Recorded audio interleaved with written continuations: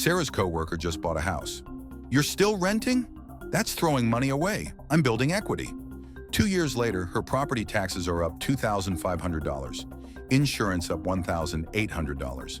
A sea died, $8,000. New roof needed, $15,000. She's drowning. Meanwhile, Sarah invested her down payment and her account is up $45,000. Who's throwing money away? In the next 8 minutes, I'm showing you the math nobody talks about. The real costs realtors hide. This will make homeowners angry and renters validated. Here's what you're getting. Where mortgage payments actually go, the hidden costs of ownership, the 10-year comparison with real numbers, and when buying actually makes sense. Let's break down the truth about renting versus buying. What people mean by renting is throwing money away. Rent goes to your landlord, you get nothing back. A mortgage builds equity, you're paying yourself. Sounds logical, except it's completely wrong. Lesson number 1. Mortgage payments aren't all equity. Most of it disappears just like rent. Let me show you where a mortgage payment actually goes. Sarah's coworker bought a $400,000 house. 20% down, that's $80,000. She borrowed $320,000 at 7% interest for 30 years. Monthly mortgage payment, $2,129. Here's the breakdown. Principal, which is equity, $387. Interest, which is gone forever, $1,867. Only 18% goes to equity. 82% vanishes into thin air. After 10 years, it's still only 30% equity and 70% disappears. After 20 years, it finally flips. But most people sell or refinance before then. Mortgage interest is just rent you pay to the bank. Lesson number 2, most of a mortgage payment disappears too. Now let me show you the costs realtors don't mention. Property taxes, about $367 per month. That's $4,400 per year on a $400,000 house. These are up 30% nationally from 2019 to 2024. Some areas like Colorado are up 50%. Insurance, about $177 per month. That's $2,123 per year average in 2026. Insurance is up 52% since 2020, another 10% increase in 2025, another 8% in 2026. High-risk areas like Florida, Texas, California, $4,000 to $10,000 plus per year. Some Florida areas have doubled since 2020. Maintenance, $333 to $1,000 per month. That's 1 to 3% of home value annually. Roof replacement, $15,000 every 20 to 30 years. HVAC system, $8,000 every 15 to 20 years. Water heater, $1,500 every 10 to 15 years, plus plumbing, electrical, appliances, foundation issues.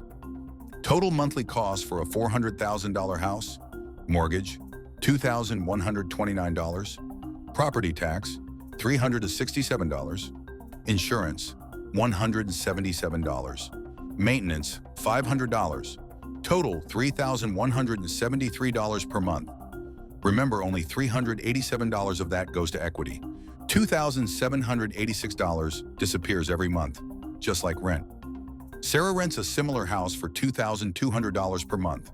Her coworker pays $3,173 total, not just the $2,129 mortgage. Lesson number 3. Total ownership costs are 40 to 50% higher than the mortgage payment alone. Now let me show you the hidden costs most people ignore. Opportunity cost of the down payment. Sarah's coworker put $80,000 down. That money is now sitting in the house.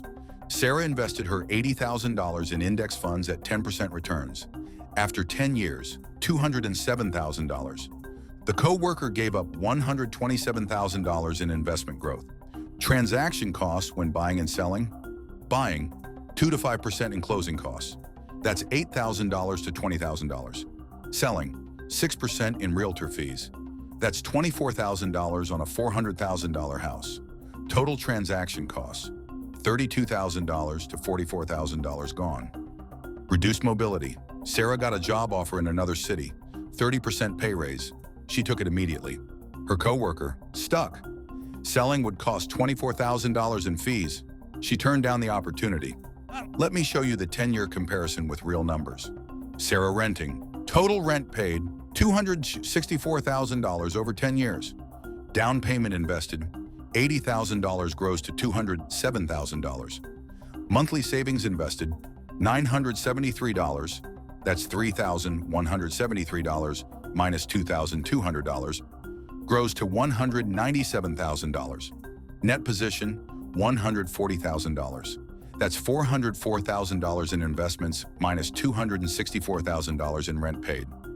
Co-worker buying, total cost paid, $380,760. Equity built, about $55,000. Home appreciation at 3%, $134,000. Transaction costs, minus $35,000. Net position, $154,000. The co-worker is ahead by $14,000. But wait, Sarah's $404,000 is completely liquid, available today. Sarah also moved for a $30,000 per year raise. Factor in that raise.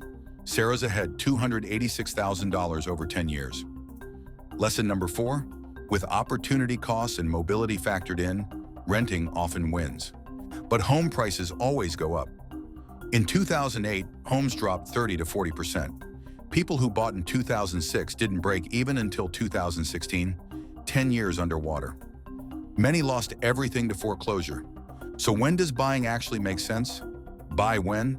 You'll stay 7+ years minimum. You can afford 20% down comfortably. Total costs are 28% or less of your income. You have a 6-month emergency fund after the down payment. You're emotionally ready for the responsibility. You value stability over mobility. Keep renting when you might move within 5 years. The down payment drains your savings. Total costs exceed 30% of income. Your career is unstable. You value flexibility. Rent is significantly cheaper than buying. You can invest the difference. Sarah at age 25 making $41,000? Buying a $400,000 house would be financial suicide. Renting while investing is building her millions. Here's my take. Society has brainwashed us. Home ownership equals success. Real estate agents make money when you buy. Banks profit when you borrow. Your parents bought houses at 3 times their income. Now houses cost 8 times income at double the interest rates.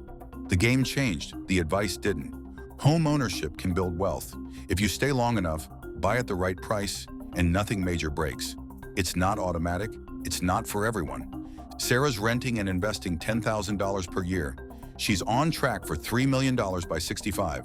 She'll buy a house with cash in her 50s if she wants, or she'll keep renting on investment income. She's not throwing money away. She's building wealth strategically while her homeowner friends are house poor and stressed. The best investment isn't always real estate. Sometimes it's freedom. So there it is. Why renting isn't throwing money away. Total ownership costs are hidden. Opportunity costs are massive. Mobility has real value. Are you renting or buying? What's your math look like? Drop your situation in the comments. This is going to be spicy.